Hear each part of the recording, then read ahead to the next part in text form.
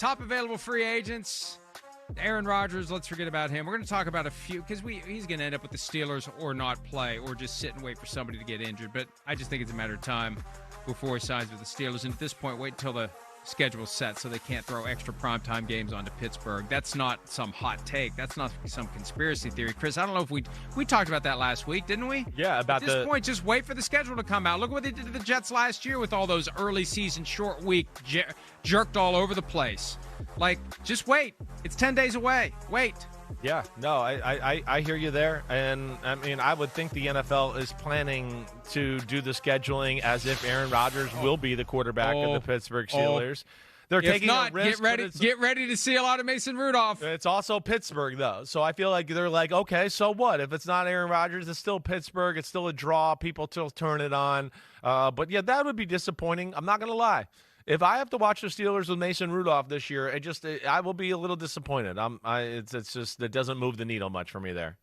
All right, let's focus on three of the names that were on that list, guys who are available, and where they might ultimately end up. Receiver Keenan Allen, who finished his contract last year with the Chicago Bears after being traded there by the Chargers. I feel like with most of these big-name guys, they're not getting the offers they want. Exactly. So why not wait? Don't have to screw around with an off-season program. I'll just wait. At some point, if this is all they're offering, I'll take it in August. I don't need to take it in April. Where do you think he ultimately could end up? Where do you think he would be a good fit? I know it can be fairly broad, but where do you think he could go? No, and I think you're right, too, within saying that, too. And teams with these type of players, once you get past that 8th year in the NFL, they start to look at it and go, wait, let's try one of these younger, cheaper options. Let's see if this works. Let's have a few practices with them. If it doesn't work, let's get on the bat phone. Maybe we need to call one of these notable free agents out there. Keenan Allen, I mean, you said it right. He made $20 million last year. He was traded from the Chargers to the Bears just because of that contract, period. He's not going to see anything like that. Those days are over as far as $20 million type of contracts. So that's got to be an aspect here. He still can play, there's no doubt, but he's not a guy that's going to just line him up on the outside and say, oh, he'll beat everybody. He's a slot receiver. That's what he is. Here's some ones that make sense to me, okay? One, the Broncos. I still look at the Broncos and go, yeah, they still need some receivers. He's a guy that understands, like, the things Sean Payton would want, right? Read the coverage, sit down here. If he's here, break that way. If he's there, break this way. He's a smart slot-type receiver. I could see that being a spot that makes sense. The Packers are another one. We've talked about that a little. I know they got Matthew Golden, but Christian Watson, it's a knee injury. It's Romeo Dobbs. We don't know where that is. They could use a little veteran leadership there in that room with Jordan Love. So those are two spots, and I'll throw the Saints on there with Keenan Allen too. That at least makes sense to me on both sides where I could see that happening. Look, the Cowboys still have needs. Definitely. At receiver. They haven't done anything to get a playmaker or anybody who can, all due respect to the rest of the guys on the depth chart, but they don't have a complement to CeeDee Lamb at this point. And they clearly are doing something. I wrote a story yesterday. It ended up being one of the most read stories of the day. Hey, remember when Jerry Jones told us right before the draft he was working on a couple of significant trades? We got trades working. Yeah, it's just pay attention to us. You're not talking about us enough. I'll just say something to create a day of headlines related to the Cowboys and then never cash in on what it was that I was talking about. The other place for Keenan Allen, why not go back to the Chargers? They still could use receivers. Mike Williams went back, so just maybe go back there. The quarterback, and they pump up that passing game a little bit, and they're trying their best to make the running game better with the drafting of Omari and Hampton, the signing of Najee Harris, and there's so much belief in Justin Herbert internally. If Keenan Allen feels that way too, he could do a lot worse than going back to the Chargers. Yeah, I hear you there. And I think, again, I hear it makes sense there. The Chargers, it to me is all about, do they want any of the old regime there, right? With them, because I thought about them too. Do they want Keenan Allen? Because a little bit of that's what Ladd McConkey will be, is that guy that kind of works the middle of the field, right? Those are some of the reasons I didn't say them, but I don't think it's a crazy thought by any stretch of the imagination what you're saying there, Mike. No doubt about it. He'd probably get less. He'd probably get less from the Chargers than he would from the Cowboys. That's what I would worry about. Higher on the depth chart in Dallas than he would in LA. But then we got the Amari Cooper situation. There right? we go. Let's go there. Former Cowboy, that he's a possibility to go back to exactly. Dallas. That's where I didn't say it for Keenan Allen, because I just kind of thought, well, Amari Cooper, Dallas Cowboys, that certainly can make sense. I mean, I could see that. Needs some sort of playmaker. But let's dive deeper into the Amari Cooper situation here. One, another guy where you go, well, big paydays, done. Two, definitely a big warning sign or an asterisk next to his name when a team trades for a player in the middle of the season because they think this guy's going to be the piece that gets them over the hump. And then we get to hump time, okay? It's hump time, and they go, well, we're not even playing him. He's not even out there. That's going to make everybody in the league go, what the hell happened? Wait, they traded a mid-round pick for the guy to get them to the Super Bowl, and they got in the playoffs and threw the ball to everybody else on the team except that guy. So that's where I just wonder the status of his health and, of course, the money. When the rubber meets the road there, what's he expect and what's he going to get is going to be a big part of this conversation with Amari Cooper. It all started off so well, too. I remember talking to Josh Allen after Cooper's first game, and he said, this is a pretty simple analysis for me.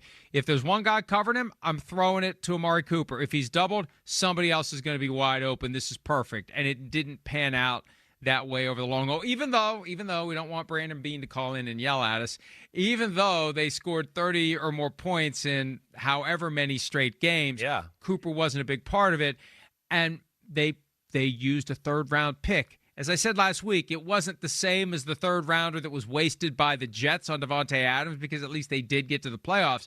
But when it was time to make those key moves, Cooper wasn't there, and he's currently nowhere to be seen on the free agent market. The Cowboys have been linked to him. The Bills haven't even not even flirted. Nothing about him going back there. No, exactly right. I mean, I thought about, would the Raiders want to entertain the idea of Amari Cooper? Again, it's hard. I know in this segment we were supposed to pick a team or whatever else, but like, it's throw a dart at this point. This is nobody is like, hey, wait, we're getting ready to call Amari Cooper right now. No, everybody's in the process of, let's evaluate what we got here right now, and let's see where that's at. And then, okay, when all else fails, break glass, let's call Amari Cooper. We'll have to pay a little bit of money and whatever else, but we need a veteran that can come in here and play and do all that. But yeah, his health status is going to be an issue. It's been an issue, so you have to worry about that to a degree. How about Pittsburgh if they trade George Pickens? Or even if they don't. Well, I wouldn't. Yes, that's what I was going to say. That's where I wouldn't want Amari Cooper to be my number 2. I wouldn't trust that. Yeah. So that's what I think we're talking about here. And that's where there's going to be the adjustment, I think, back to what you said, as far as got to readjust what your salary expectations here. Because, yeah, I don't think anyone's going to go, oh, we want to bring Amari Cooper, who's been dealing with knee, leg issues, all that, and the team that just traded for him, we think he'll be our number 2. No, I think in the perfect world, Mike, like, you want him to be your number 3 at this point of his career, and that's really where he's going to have to do his research and figure out what the best spot for himself is. Real quickly on J.K. Dobbins, because last week the Chargers did something that doesn't happen very often. There's an unrestricted free agent tender that you can apply to a player after the window closes for having his departure count toward the compensatory draft pick formula. And not a lot of teams do it, because I think if he takes it, it's guaranteed. I haven't researched that recently, but there's a risk. There's a downside to doing it, and he could just say, fine, I'll accept that and come back to the Chargers. I think with Dobbins, like, he had visions of dollar signs that just haven't been there. And I don't think they are going to be there. No. He has been linked to no one. This is the prime example of good running back, not great, but good running back, too many injuries. We can draft a guy in the late rounds. We can sign a guy undrafted who'll play special teams, has full tread on the tires. We're going to go that way instead of, and it's a shame that happened, that he never got his big payday, because he's incredibly talented. But injuries are going to drag you down at that position faster than anywhere else. Yeah, definitely. No team, I don't think, is going to be in a hurry to sign J.K. Dobbins right now. He's not a bigger guy. His game was premised on speed. And like you said, it was 2 serious knee injuries. And then, of course, even last year, he was banged up and missed a few games too.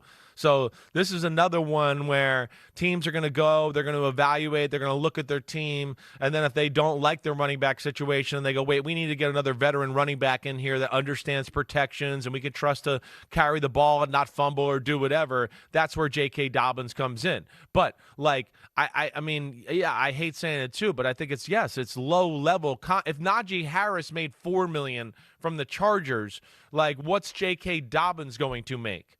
Again, no one's going to bring him in to be the starter or the backup, I think, at this point. And the injury history is definitely going to scare people. So that's where you feel bad for a guy that, like you said, had some big-time talent and just got unlucky. He had an average of 6 yards per carry as a rookie, 15 games, 1 start, 805 rushing yards on only 135 attempts. But the knee injuries started after that. And we had, what, Achilles? One thing after another. And then? He had the Achilles after that. It was knee first, right? And then because he was rehabbing the Achilles with Aaron Rodgers. He had the same thing week 1 of the 2023 season. He had 8 carries for 22 yards in week 1, and that was it. Popped Achilles, and he was done. Just like Aaron Rodgers, done in week 1 of that season. And last year he started off great for the Chargers, but then he had a knee injury. There was that Monday night game against the Ravens, and he wasn't there for that. Like, they really needed him. Without him, the running game lacked the punch.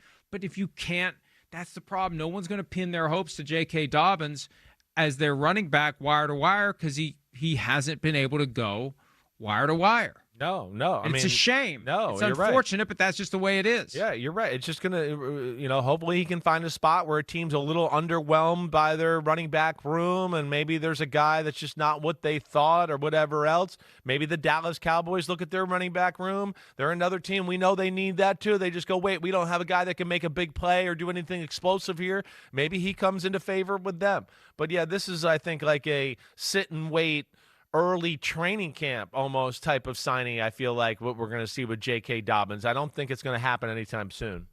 Or just injury replacement. Or that. Exactly right. Yeah, phone rings when a need pops up. Yeah. And it really is amazing how quickly a career can go from, I was thinking of Ezekiel Elliott. Yeah.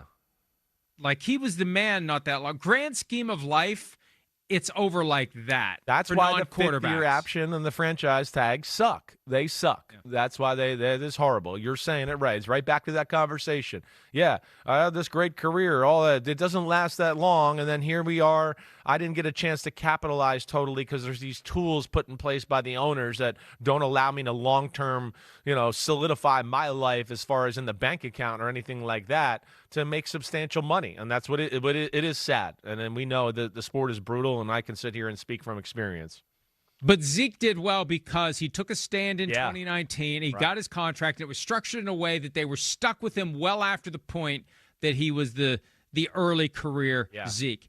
He worked the business levers in a way that he was still getting really good money when the performance was starting to dip. All right, the time is dipping for us. Hi, it's Mike Florio. Thanks for watching PFT on YouTube. Hit subscribe for the latest news and analysis from Pro Football Talk.